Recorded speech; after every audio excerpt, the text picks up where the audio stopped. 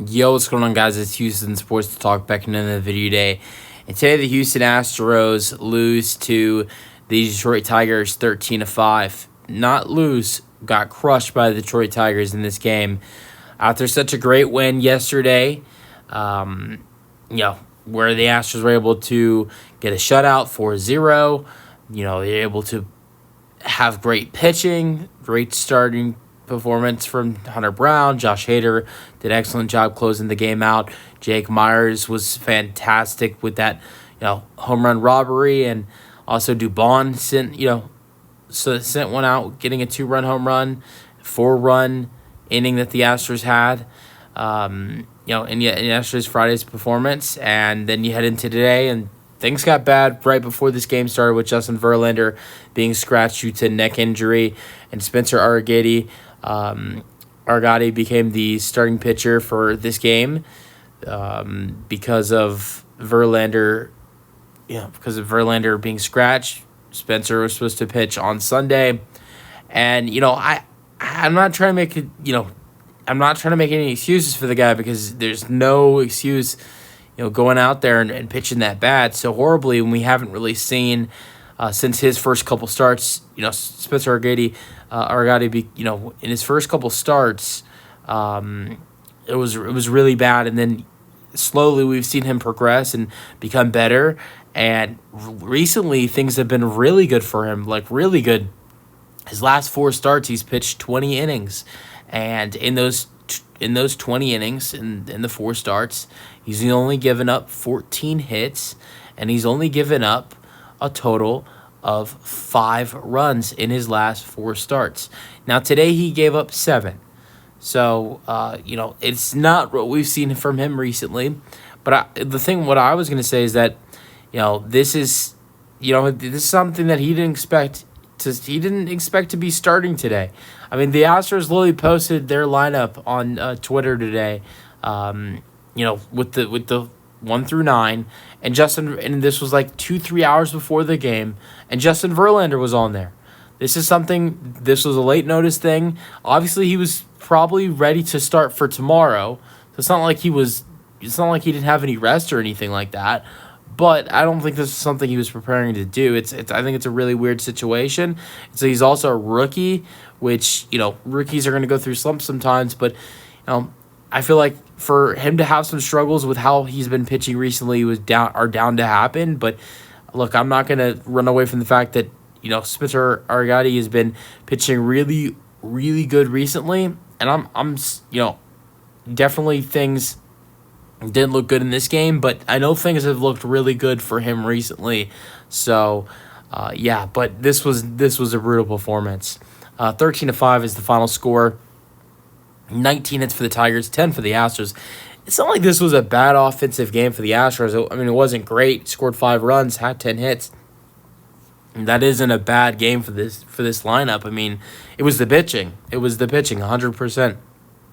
And obviously there were some guys in the lineup who weren't great today, but, still scored 5 runs on 10 hits. Scored 5 runs in the 7th inning. I don't think hitting was a problem in this game outside of the start, getting off to a rough start. I feel like the pitching was the big problem in this game, and really if the pitching would have been better, the Astros would have had a potential chance to win this ball game. One error in the ballgame that belongs to the Astros, which I believe helped the Tigers score a run. Win goes to Jack Flaherty. He's 4-4 in the year. 4-4 in the year now. He pitched 5 innings, giving up 3 hits, 0 runs, 6 strikeouts, 1 walk.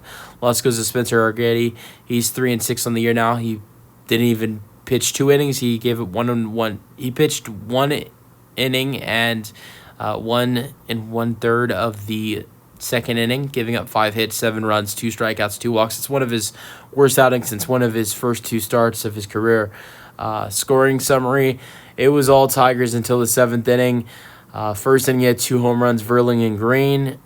It's 2-0. Then the 4th inning, a lot of runs scored for the Tigers. In the second inning, the Tigers had 6 runs scored in that 2nd inning, and it started off with Perez getting an RBI single to right. Baddoo and McKinstry score. It's 4-0. Then Riley Green hits a 3-run home run, 409 feet. Kelly and Perez scored 7-0. Then Mark Cannis scores an error, so that's the error. Keith safe at first on fielding error by first baseman. Singleton, it's 8-0. And then third inning, Green with another big hit. RBI single to score Perez. Verling to third, it's 9-0. Then Mark Cannon in the third inning hits a RBI single to score Verling. It's 10-0. Green is thrown out at third. And then the sixth inning, Kelly hits a home run to left 377 feet, 11-0. The Astros get things going in the seventh inning. Cesar Salazar hits an RBI double to right. Diaz scored. The catcher, Salazar, second-year catcher, gets his first extra base hit of his career and almost hit his first career home run right there. Then Trey Cabbage in the seventh inning hits an RBI double to center. Salazar scored. Really nice hit by Trey Cabbage there, 11-2. And then Chas McCormick with a seventh inning home run to center, 428 feet. Cabbage scored. Bregman scored. Absolutely crushed. But the only thing is, where the hell has this been?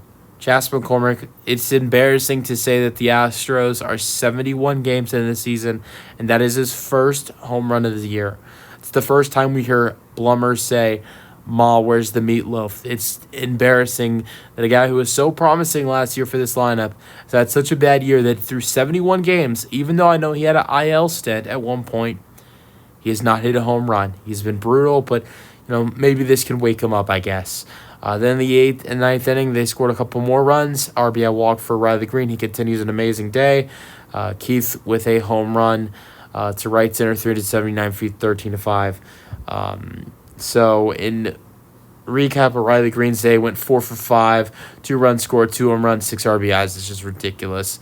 All right, let's go over the Astros lineup today. Altuve went 0 for 3 after an amazing day yesterday with a couple doubles. Struck out twice in this game.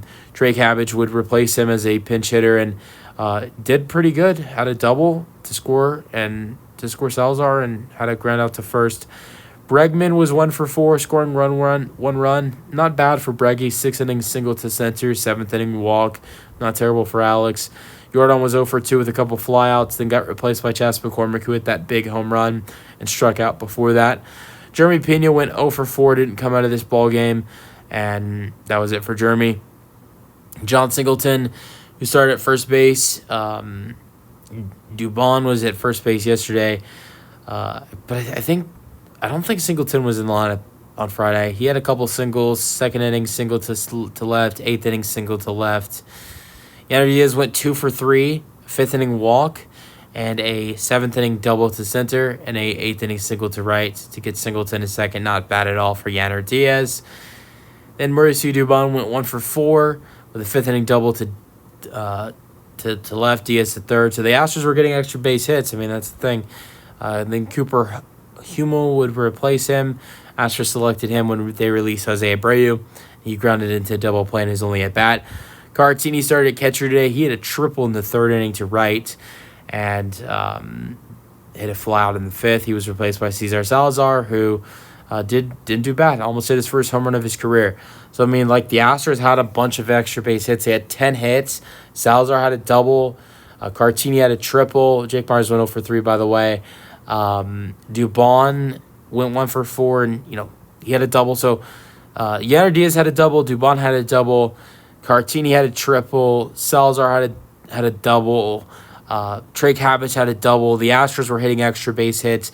They weren't hitting the ball bad in this game. Now, the problem is that the pitching was so horrendous in this baseball game. If the Astros would have not given up a single run after Spencer's start, this would have been a 2-run ball game. The Astros would have brought things back, but the bullpen was terrible as well. It's not just Spencer Arrighetti. It's Sean Dubin who pitched the final 2 outs of the second inning and tried to get out of the third inning as well, but only could pitch the first out of the third inning. Sean Dubin, who pitched only 1 full inning, only pitched 3 outs and gave up 6 hits, 2 runs, 2 walks, 0 strikeouts. Then Nick Hernandez pitched 3 2/3, giving up 3 hits, 1 run, 5 strikeouts. He actually looked really good pitching the final 2 outs of the third inning, and then innings 4, 5, and 6. And he gave up 2 hits, 2 strikeouts. Then Montero, or actually I think so that yeah. Then Martinez pitched the seventh inning, gave it 2 hits, 2 strikeouts. Martinez has been excellent all year. Montero then really struggled in the